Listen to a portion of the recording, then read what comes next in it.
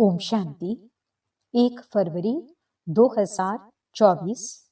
मीठे प्यारे बाबा के आज के मधुर महावाक्य। आज की मुरली के कुछ मुख्य पॉइंट्स। आज बाबा हमें समझाते कि हम बच्चों ने अब तक जो कुछ पढ़ा है उसे भूल बाप को याद करना है। रूहानी पढ़ाई में सदा बिजी रहना है। इस पुरानी दुनिया में स्वयं को मेहमान समझकर रहना है। इससे प्रीत नहीं रखनी है। देखते हुए भी नहीं देखना है। हमारा ये जन्म बहुत अमूल्य है, क्योंकि इस एक जन्म के पुरुषार्थ से हम सारे कल्प की प्राप्ति करते हैं। इसलिए हम बच्चों को हिम्मत और उमंग उत्साह द्वारा तीव्र पुरुषार्थ करते उड़ती कला में रहना है। तो चलिए सुनते हैं आज की बाबा की मीठी प्यारी मुरली। ओम शांति।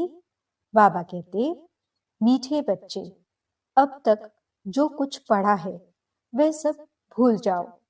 एकदम बचपन में चले जाओ, तब इस रूहानी पढ़ाई में पास हो सकेंगे। प्रश्न: जिन बच्चों को दिव्य बुद्धि मिली है उनकी निशानी क्या होगी? उत्तर: वे बच्चे इस पुरानी दुनिया को इन आंखों से देखते हुए भी नहीं देखेंगे। उनकी बुद्धि में सदा रहता है कि यह पुरानी दुनिया खत्म हुई की हुई। यह शरीर भी पुराना तमो प्रधान है, तो आत्मा भी तमो प्रधान है। इनसे क्या प्रीत करें? ऐसे दिव्य बुद्धि वाले बच्चों से ही बाप की भी दिल लगती है। ऐसे बच्चे ही बाप की याद में निरंतर रह सकते हैं, सेवा में भी आगे जा सकते हैं। ओम शांति। मीठे मीठे रूहानी बच्चों को रूहानी बाप समझाते हैं।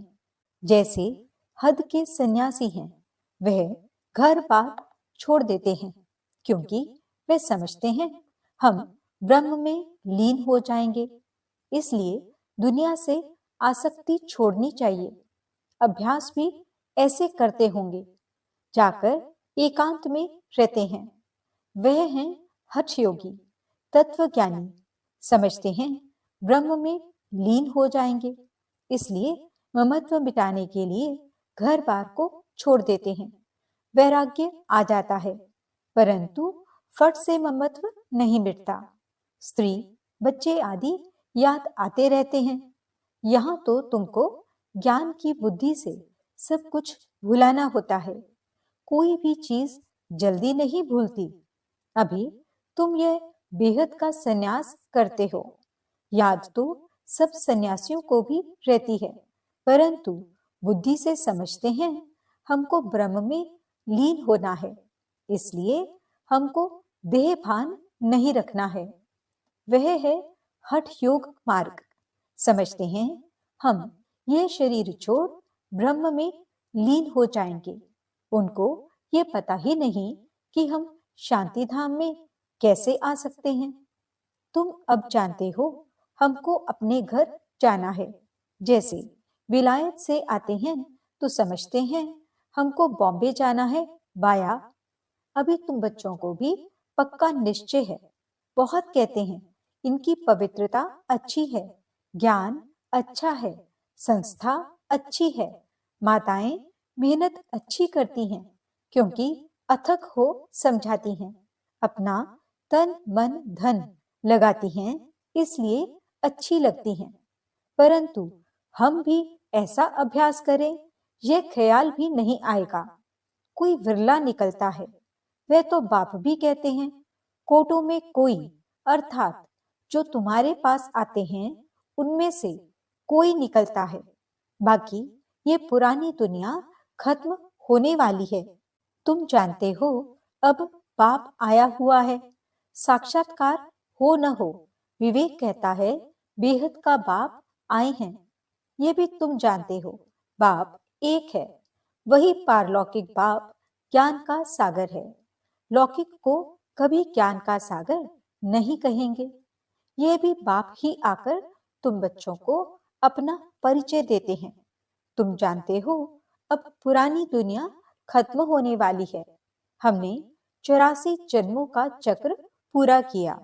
अभी हम पुरुषार्थ करते हैं वापस सुख धाम जाने का, वाया शांति धाम। शांति धाम तो जरूर जाना है, वहां से फिर यहाँ वापस आना है। मनुष्य तो इन बातों में मूंझे हुए हैं। कोई मरता है तो समझते हैं वैकुंठ गया, परंतु वैकुंठ है कहाँ? ये वैकुंठ का नाम तो भारतवासी ही जानते हैं, और धर्म वाले जानते ही नहीं। सिर्फ नाम सुना है, चित्र देखे हैं, देवताओं के मंदिर आदि बहुत देखे हैं। जैसे यह देलवाड़ा मंदिर है, लाखों करोड़ों रुपया खर्चा करके बनाया है, बनाते ही रहते हैं। देवी देवताओं को वैष्णव कहेंगे, वे विष्णु की वंशावली हैं। वो तो हैं ही पवित्र। सतयुग को कहा जाता है पावन दुनिया, यह है पतित दुनिया। सतयुग के वैभव आदि यहाँ होते नहीं। यहाँ तो अनाज आदि सब तमो प्रधान बन जाते हैं, स्वाद भी तमो प्रधान। बच्चियां ध्यान में जाती हैं, कहती हैं हम शुभी रस पीकर आई, बहुत स्वाद था। यहाँ भी तुम्हारे हाथ का खाते हैं तो कहते हैं बहुत स्वाद है, क्योंकि तुम अच्छी रीति बनाती हो। सब दिल भर कर के खाते हैं। ऐसे नहीं तुम योग में रहकर बनाते हो तब स्वादिष्ट होता है। नहीं, यह भी प्रैक्टिस होती है। कोई बहुत अच्छा भोजन बनाते हैं, वहां तो हर चीज सतो प्रधान होती है, इसलिए बहुत ताकत रहती है। तमो प्रधान होने से ताकत कम हो जाती है, फिर उनसे बीमारियां, दुख आदि भी होता रहता है। नाम ही है दुख धाम। सुख धाम में दुख की बात ही नहीं। हम इतने सुख में जाते हैं जिसको स्वर्ग का सुख कहा जाता है। सिर्फ तुमको पवित्र बनना है, सो भी इस जन्म के लिए। पीछे का ख्याल मत करो, अभी तो तुम पवित्र बनो। पहले तो विचार करो, कहते कौन है? बेहद के बाप का परिचय देना पड़े।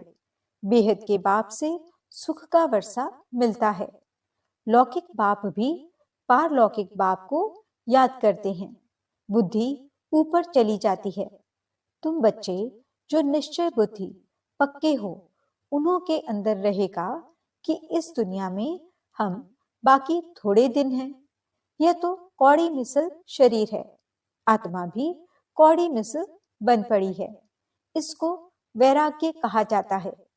अभी तुम बच्चे ड्रामा को जान चुके हो। भक्ति मार्ग का पाठ चलना ही है। सब भक्ति में है, नफरत की दरकार नहीं। सन्यासी खुद नफरत दिलाते हैं। घर में सब दुखी हो जाते हैं, वे खुद अपने को जाकर थोड़ा सुखी करते हैं। वापस मुक्ति में कोई जा नहीं सकते। जो भी कोई आए हैं, वापस कोई भी गया नहीं है। सब यहाँ ही हैं।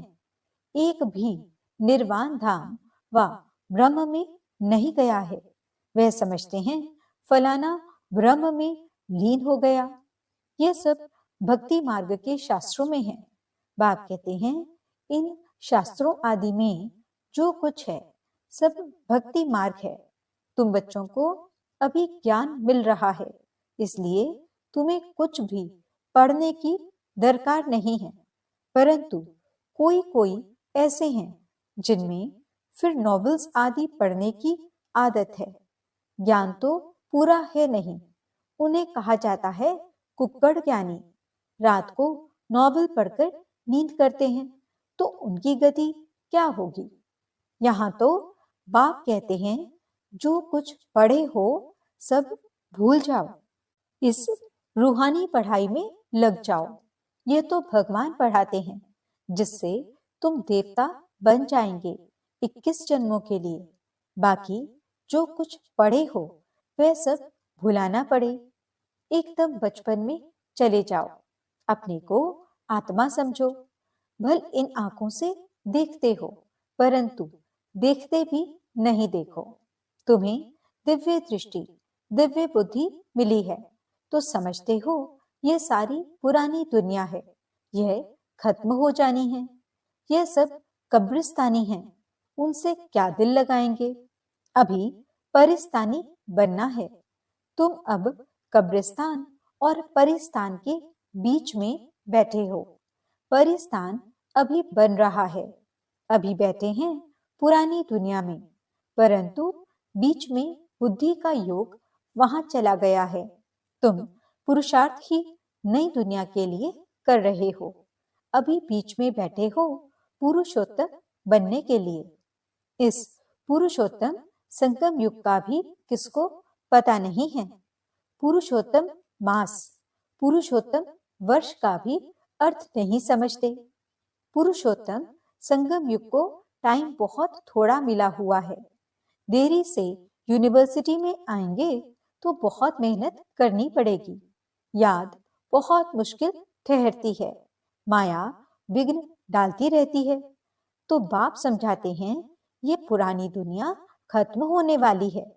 बाप भल यहाँ बैठे हैं, देखते हैं, परंतु बुद्धि में है यह सब खत्म होने वाला है, कुछ भी रहेगा नहीं।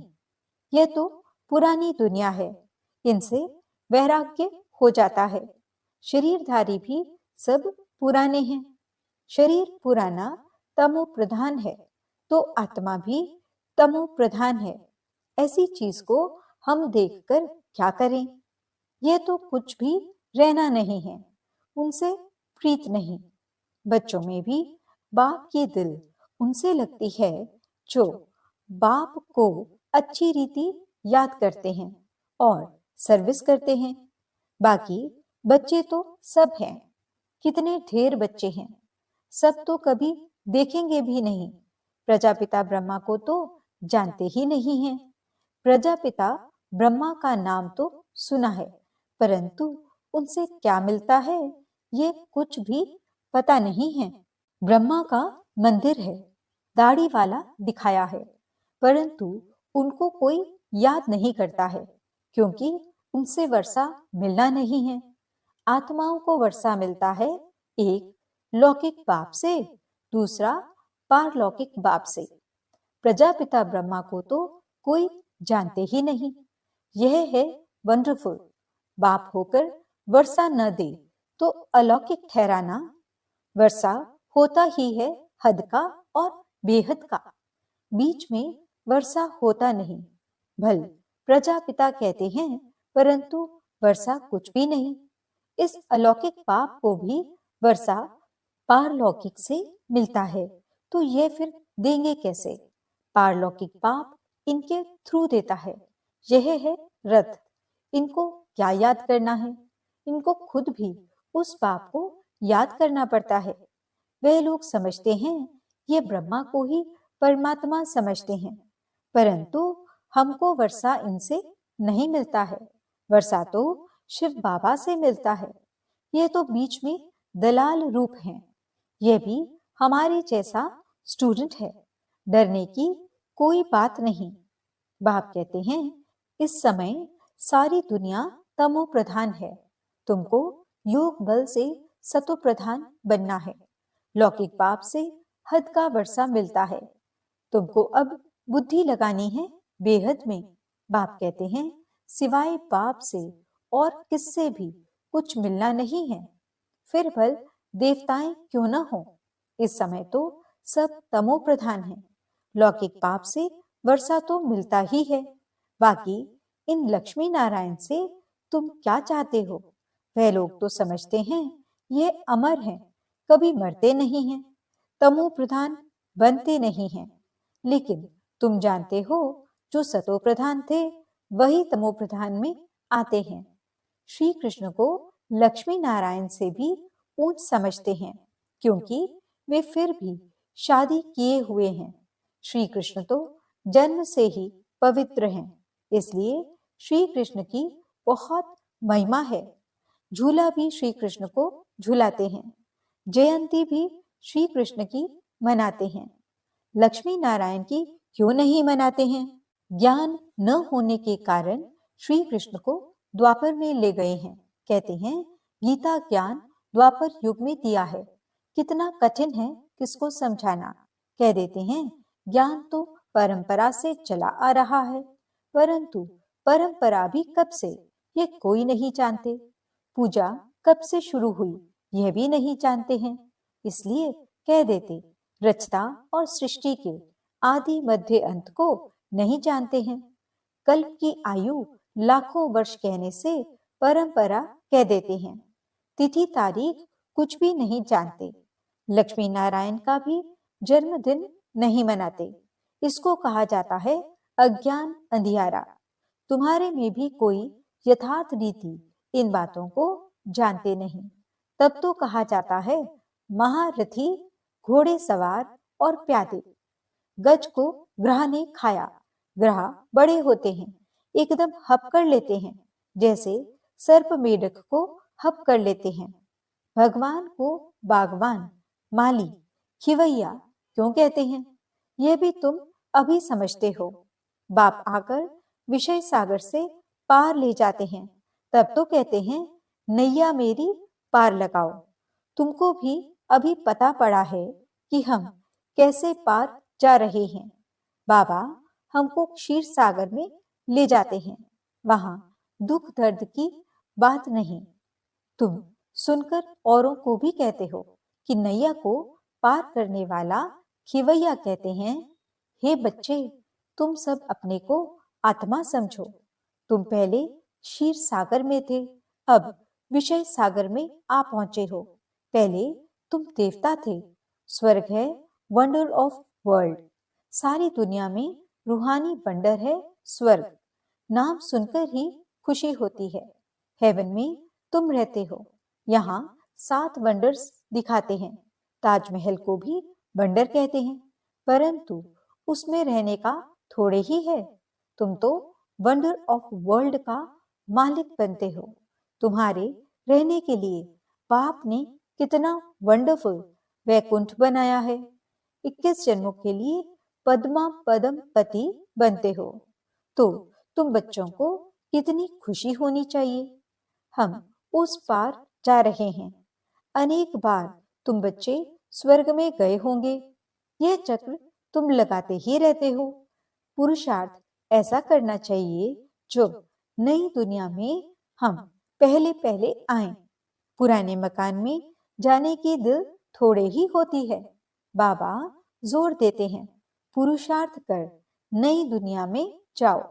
बाबा हमें वंडर ऑफ वर्ल्ड का मालिक बनाते हैं, तो ऐसे बाप को हम क्यों नहीं याद करेंगे।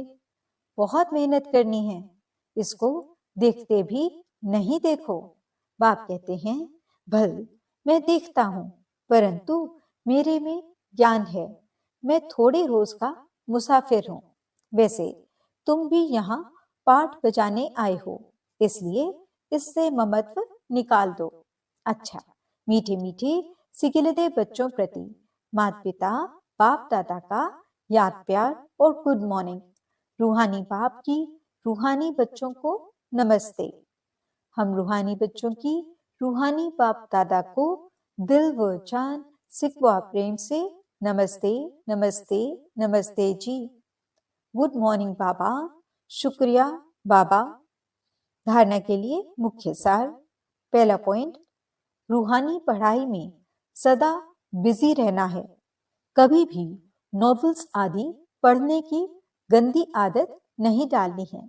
अब तक जो कुछ पढ़ा है उसे भूल बाप को याद करना है।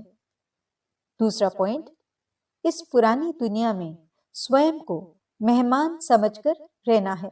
इससे प्रीत नहीं रखनी है, देखते भी नहीं देखना है। वरदान, हिम्मत और उमंग उत्साह के पंखों से उड़ती कला में उड़ने वाले तीव्र पुरुषार्थी भव। उड़ती कला के 2 पंख हैं, हिम्मत और उमंग उत्साह। किसी भी कार्य में सफलता प्राप्त करने के लिए हिम्मत और उमंग उत्साह बहुत जरूरी है। जहां उमंग उत्साह नहीं होता, वहां थकावट होती है और थका हुआ कभी सफल नहीं होता। वर्तमान समय के अनुसार उड़ती कला के सिवाय मंजिल पर पहुंच नहीं सकते, क्योंकि पुरुषार्थ एक जन्म का और प्राप्ति 21 जन्म के लिए ही नहीं, सारे कल्प की है। तो जब समय की पहचान स्मृति में रहती है तो पुरुषार्थ स्वतः तीव्र गति का हो जाता है। स्लोगन: सर्व की मनोकामनाएं पूर्ण करने वाले ही कामधेनु हैं। ओम शांति।